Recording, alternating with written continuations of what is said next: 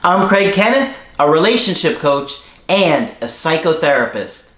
Every relationship is different and every breakup is different. Work with me and you'll get professional help on your situation. And if you're in no contact, focused on personal growth, my workbook series, The Knowledge, will help you make changes like you've never made before. Available now at AskCraig.net.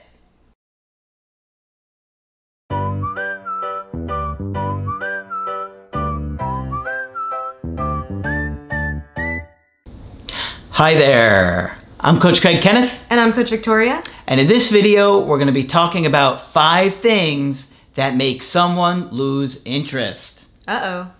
Now, there are many things that can make someone lose interest, but I have 5 good ones for you guys today that I think are going to be really helpful to understanding attraction.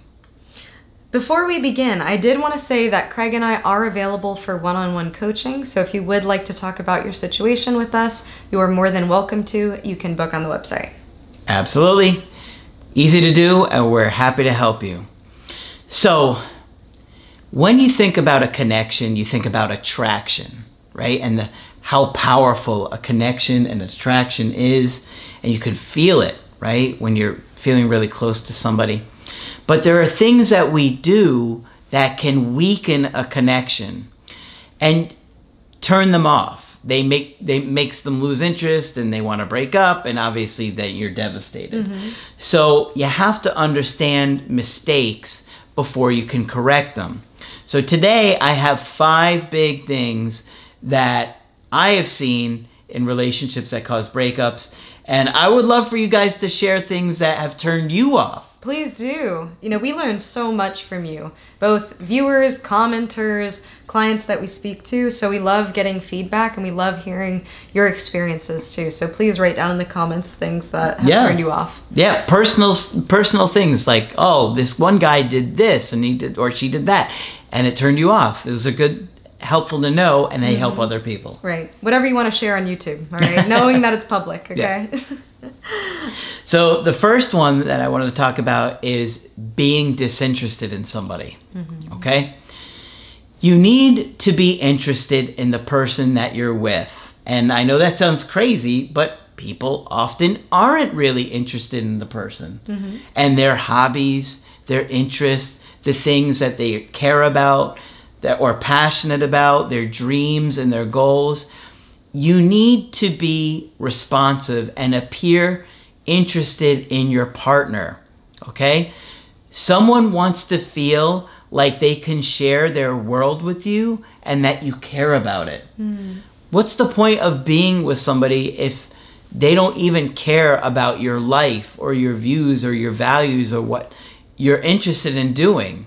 So you really want to show that you care about what someone likes and what someone does. Now, you don't have to love it, okay?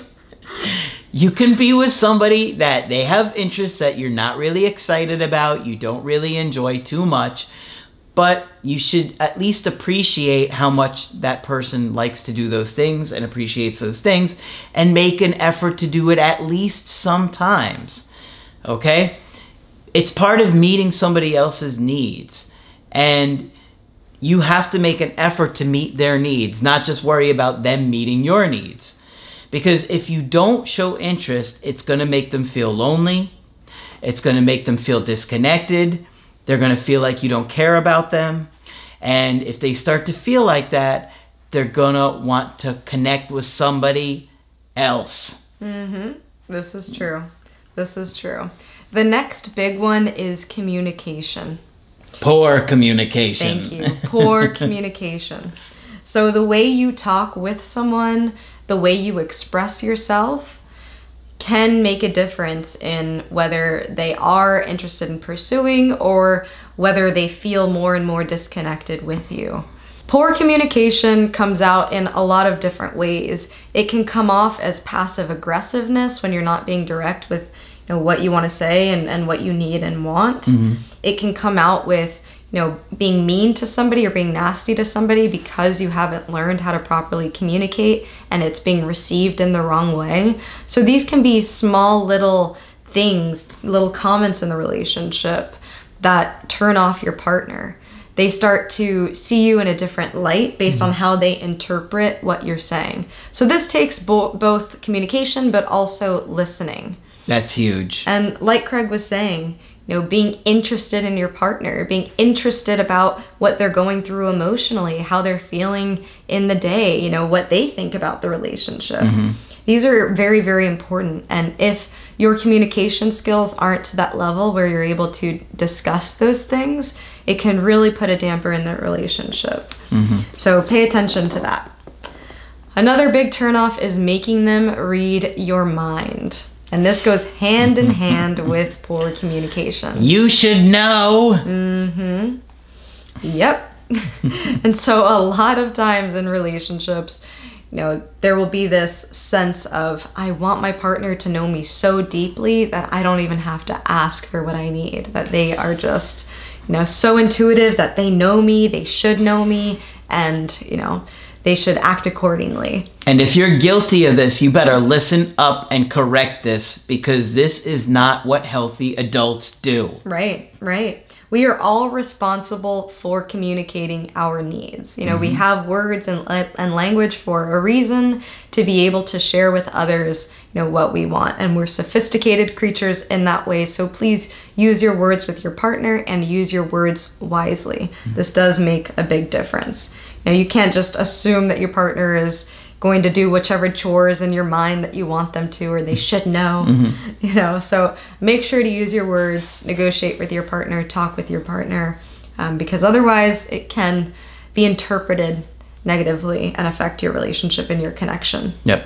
I also want to remind you, your partner is not your parent, okay? So they are not responsible for intuiting your emotions or what you need. And a lot of times they have their own things going on, especially for avoidance. Sometimes they do need things spelled out for them.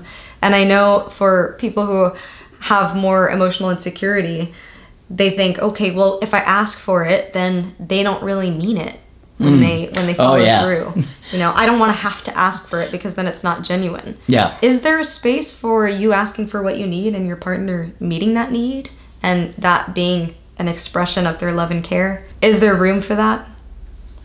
I think so. I think you have to do that, you know? It's not healthy to expect somebody to know what you want. You're not an infant. Infants expect their mommy and daddy to know what they want, okay? You're an adult. You have to act like it. There's the one infant that's watching us. I am a baby. This guy doesn't know what he's talking about. Okay, next one. This is a big one. Trying to control people. People hate feeling controlled. Nobody wants to feel controlled. You always want to love somebody in a way that they feel free to be themselves. The more that you try and stop someone from doing what they want to do, the more they're going to want to do it, because people feel this need to exert their independence and be who they want to be. And we have free will, so we don't want to be controlled. And so if you are doing it, you better take a look at why you're doing it. You wouldn't like it to happen to you, so don't do it to somebody else, okay? And don't be judgmental, because this is a big one. People want to do things like, oh, I want to spend this time with my friend playing a video game or something like that. And the one person is judgmental. Oh, you're stupid. That's stupid. You're wasting your time. You play D&D? You're wasting your time with doing that. Yeah. No, you can't do that. Allow them to do those things, because we each are supposed to have our own identities. That makes us who we are. And people want and need time to be themselves outside of a relationship. It's important, okay? Yes, the relationship needs time, but having space needs time. And so if you're trying to stop that, it's like telling somebody they can't be who they are. And a lot of times people are doing this because of their own insecurities. You're anxious because you're afraid they're going to abandon you, so you try and stop them from going out with their friends or spending time with other people, because you're are not in a healthy place, so you get manipulative and controlling. And I saw that with my own parents. I've talked about this before, where my dad wanted to go play basketball, and my mom would get upset because he wasn't at home and spending time at home. So the more she tried to get him to stay at home, the more he said, I can't take this anymore. I feel controlled, and was unhappy. Yeah. It is so important to see your partner as an individual too. A lot of times we want our partner to think the way that we think, to have all of our same opinions, and to be very agreeable. Yes, that is great when it is great and we feel very connected, but I'm willing to bet that a huge reason why you like your partner is because they are them, because there are some differences. You don't want a partner who's going to agree with you on everything. Yep. You know, in fact, there's a funny comedy show called What We Do in the Shadows. I don't know if you've ever heard of it. I've heard of it. I haven't seen it, Oh, though. it's such a good one. There's one episode in particular where one of the characters gets a genie. They're like vampires or something, right? Yeah. So he gets a genie and he wishes for his wife to like everything that he likes. And so they talk about in the show how a genie's purpose, it's supposed to show the greed of mankind, and how sometimes you desire something a lot and it ends up, you know, turning back on you or not turning out the way you expected.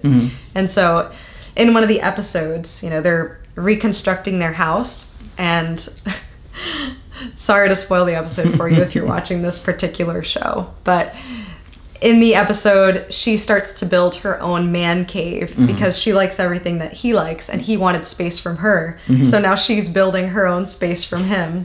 So it becomes just this funny twist in the story. And the point of me saying that is you don't want a partner that's 100% like you. No. And that takes being appreciative of the things that are different, even if it's not necessarily things that you like.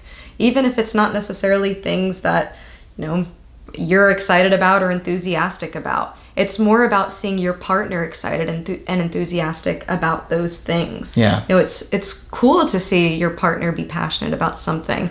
That passion is the attractive trait, much more so than D&D or whatever else Rock they collecting. might be interesting in. They might be interested in. So in those moments of, wow, we really are different, there is connection there. You can get to know more about them. They can get to know more about you. Yeah. Appreciating otherness. Yeah. Is I remember Harville Hendrix talking about that years ago. You know, that you have to appreciate that they are different than you, and that if you try and take that away from them, it feels like you're killing their identity. Yeah. It's kind of Freudian in nature. And speaking of killing identity is also the expectations that you have on your partner. If you start telling them that they should be doing something different, or, you know, laying down those expectations heavy, that can be a huge turnoff too. You know, it starts to feel like you don't have a partner, but more of a parole officer. You know, oh man, I should be doing this. Or more of a mother, you know, or a teacher who's, you know, pushing you and making you feel like you're not enough. Yeah. It's completely okay to voice your concerns and to talk about your needs and wants in the relationship, to talk about your boundaries. But when it starts crossing over into they should be doing these things and they need to start doing certain behaviors to make you feel okay or to make you feel more proud of them, then that becomes a dynamic where, you know, they feel belittled. Yeah. They feel small in the relationship, and it doesn't feel sexy to feel small. No. Unless you're into something else. Maybe there's a certain kink or two. Probably. But as far as a healthy, loving connection, you know, you want to have that mutual type of respect for your partner. Absolutely. Okay, the last one I want to talk about is dishonesty. Trust is absolutely crucial and critical to a safe, warm connection. And when you put your trust in someone, in many ways, you're putting your life in their hands. I know it sounds crazy, but biologically, that's how humans have survived for many, many years. Through our relationships and our connections. And the stronger the bond and the stronger the connection, the safer we feel. So when you do things that are distrustful, like lying, it really takes away the safety. And now that bond that made them feel like you were there for them, they could count on you, that kind of gets hurt and sometimes even severed depending upon what's happened. And then if the connection doesn't feel safe anymore, they're likely going to feel anxious. Okay? And think about it. What do I talk about with why relationships fail? And I've said this for a year. Anxiety. When somebody gets anxious, they're going to become selfish and self-absorbed. They're going to lose emotional self-control. They're going to have outbursts. They're going to have controlling behavior. This is what anxiety does to people. And so you have to understand that when you're taking away that safety in that connection and you're severing it or weakening it, you're setting off the anxiety in the connection, and that is going to cause them to do behaviors that are going to turn you off and make the relationship fall apart. So when you do things that make somebody lose trust, that incredibly powerful, intense attraction and connection really starts to weaken in intensity, and people start to leave the relationships. So you have to be aware that even small lies can make a big difference in somebody feeling safe and then the whole relationship spiraling out of control. Exactly, exactly. And a lot of times for people, honesty, transparency is a huge value. So they can start to lose respect for you. That's not to say that we don't have room for mistakes in relationships, of course. But trust is one of those things that does take time to build back up. So really be mindful with how transparent you are with your partner. Yep. Okay, so hopefully this one's been helpful to you and you really are mindful of these things so you can correct them and make sure you don't do them with somebody else. If you want to get our help personally, you can do that on my website, askcraig.net. I do email coaching and I do Skype. Victoria is available for Skype coaching. I'm here whenever you need. Just click on her name at the top of the website to schedule with her. But that's it for this video. I'm Coach Craig Kenneth. And I'm Coach Victoria. And we will talk with you soon.